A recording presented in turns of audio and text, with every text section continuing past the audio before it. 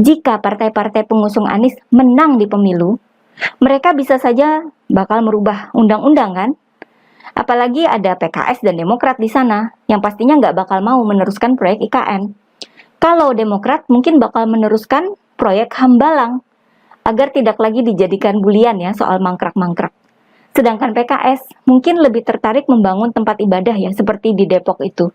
Kan PKS nggak suka kemajuan. Internet cepat saja dipertanyakan sama orang PKS, buat apa katanya kan? Oleh sebab itu, dukungan terhadap IKN oleh Nasdem dan Anies ini patut dicurigai. Hanya sekedar taktik saja.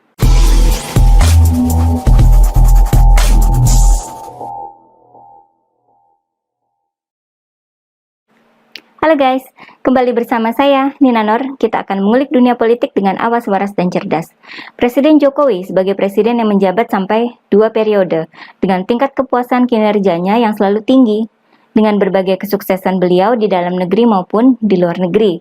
Maka Presiden Jokowi ini disebut para pengamat politik sebagai salah satu kingmaker di Pilpres 2024. Sehingga siapapun yang mendapatkan endorsement dari beliau, maka kemungkinan menangnya bakal sangat besar. Itu berbanding lurus ya dengan angka kepuasan atas kinerja Presiden Jokowi. Presiden Jokowi belum bisa memberikan endorsement yang khusus ke satu pasangan capres-cawapres karena memang belum waktunya ya. Namun sebagai pemimpin negara ini, wajar jika Presiden Jokowi memberikan semangat pada bakal capres-cawapres yang nama-namanya kerap muncul di survei. Dan ada juga yang sudah dideklarasikan oleh partainya. Ini dukungan moral yang sifatnya netral ya, memberikan semangat gitu. Kita pun menyaksikan bagaimana Presiden Jokowi memberikan dukungan moral pada Ketua Umum Golkar Erlangga Hartarto buat nyapres. Begitu pula terhadap Prabowo Subianto yang sudah dideklarasikan sebagai capres oleh partainya, Gerindra. Presiden Jokowi sambil tersenyum menyebut setelah ini jatahnya Prabowo jadi presiden. Kalau terhadap Ganjar Pranowo, ada beberapa momen ya, di mana Presiden Jokowi melemparkan sinyal dukungannya di depan para relawannya. Bahkan sampai bikin istilah rambut putih yang jadi trending dan jadi perbincangan hangat beberapa waktu lalu. Yang terakhir itu beberapa hari lalu ya, di acara peringatan hari lahir Partai PPP, P3 ya. Presiden Jokowi menyebut beberapa nama yang beliau sebut sebagai calon-calon presiden dan wakil presiden, yakni Prabowo Subianto, Erick Thohir, Sandiaga Uno, dan Mahfud MD. Bahkan nama AHY pun disebut ya. Padahal AHY dan Demokrat itu merupakan lawan politik dari Presiden Jokowi. Nah, penyebutan nama AHY ini cukup mengejutkan bagi Nasdem dan Anies. Karena Presiden Jokowi tidak pernah mau berkomentar yang sifatnya mendukung seperti yang beliau katakan ke para calon lain soal pencapresan Anies oleh Nasdem. Satu-satunya perkataan Presiden Jokowi yang bisa dikaitkan dengan pencapresan Anies oleh Nasdem merupakan pernyataan yang negatif. Masih ingat ya, pada akhir Oktober tahun lalu, di acara Hari Ulang Tahun Golkar, Presiden Jokowi mengingatkan agar jangan sembarangan memilih capres dan cawapres, agar tidak sembrono dalam mendeklarasikan capres 2024. Dan itu tidak ditujukan ke arah Golkar. Publik otomatis menganggap bahwa perkataan itu ditujukan buat Nasdem dong. Nah itu ya fakta pentingnya, bahwa di antara nama-nama bakal capres-cawapres yang dikenal publik, hanya Anies yang tidak pernah mendapat dukungan moral atau restu dari Presiden Jokowi. Bahkan seorang AHY pun yang nggak punya pengalaman apa-apa, ternyata masih disebut namanya oleh Presiden Jokowi. Seakan kalau AHY maju sebagai capres atau cawapres, Pak Jokowi akan merestui. Tapi kalau Anies, enggak. Ini berbanding terbalik dengan posisi Anies sekarang ya, di rencana koalisi perubahan itu ya. Nasdem sadar betul bahwa restu dari Presiden Jokowi ini penting loh. Nasdem juga sadar bahwa label Anies sebagai antitesisnya Jokowi itu bakal menggerus angka pendukung Nasdem. Karena para pendukung Nasdem kan mayoritas merupakan pendukung Presiden Jokowi kan.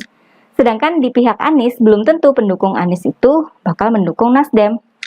Salah satu kunci dari label antitesis ini adalah komitmen Anies untuk meneruskan proyek pemindahan ibu kota negara atau IKN ke Kalimantan Timur. Kita sebut saja proyek IKN ya.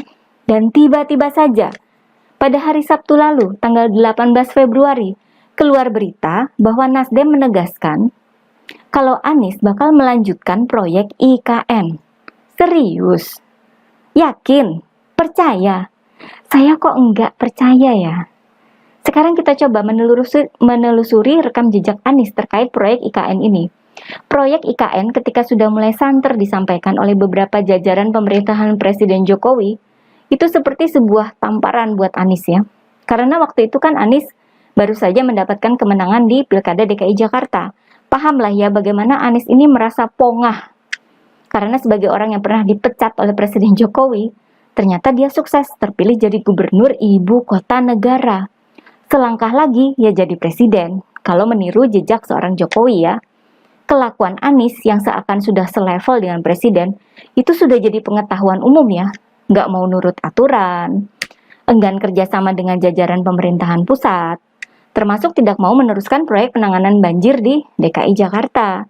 Akibatnya normalisasi sungai mandek.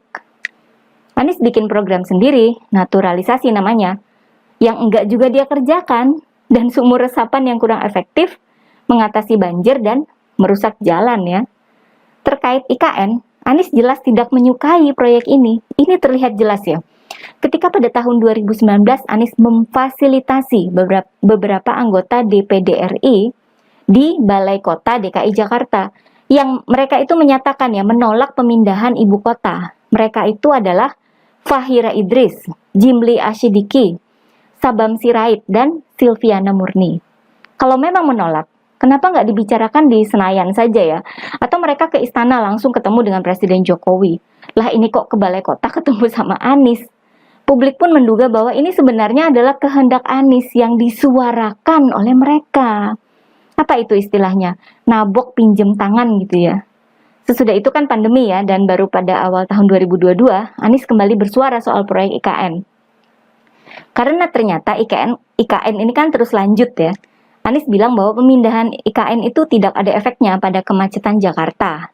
Lah kalau tahu kemacetan itu soal penting, mengapa dia tidak menjadikan prioritas ya untuk ditangani sejak Anies jadi gubernur? Kemudian di luar negeri, di Singapura pada awal tahun ini, Anies malah mengeluarkan kritik terhadap proyek IKN. Katanya proyek itu minim proses politik. Pemilihan negara asing sebagai tempat untuk mengeluarkan kritik ini memperlihatkan betapa nggak setujunya Anies terhadap proyek ini. Dan ini seperti sebuah sinyal ya untuk mengkonfirmasi bahwa Anies ini bakal tidak melanjutkan proyek IKN. Sebagaimana yang pernah dikemukakan oleh Adian Napitupulu ya.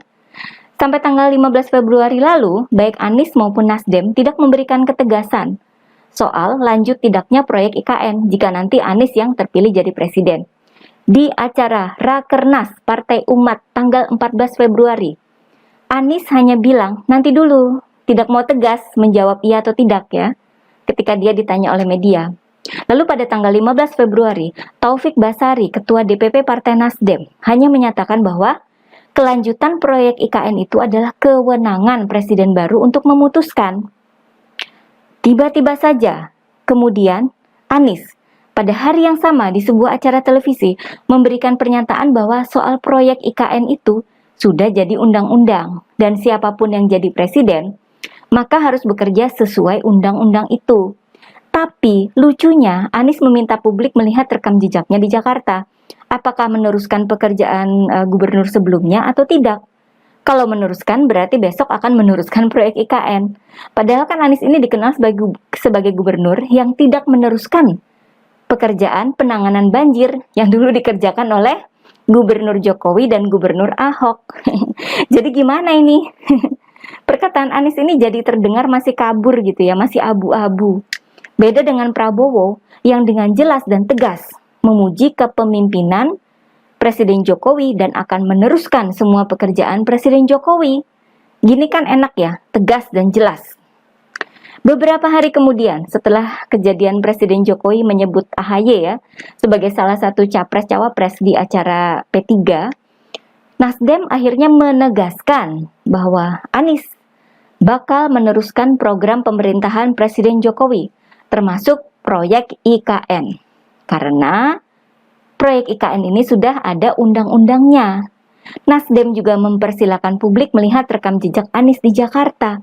Ini persis seperti yang sebelumnya dikatakan Anies di acara televisi tanggal 15 Februari itu ya.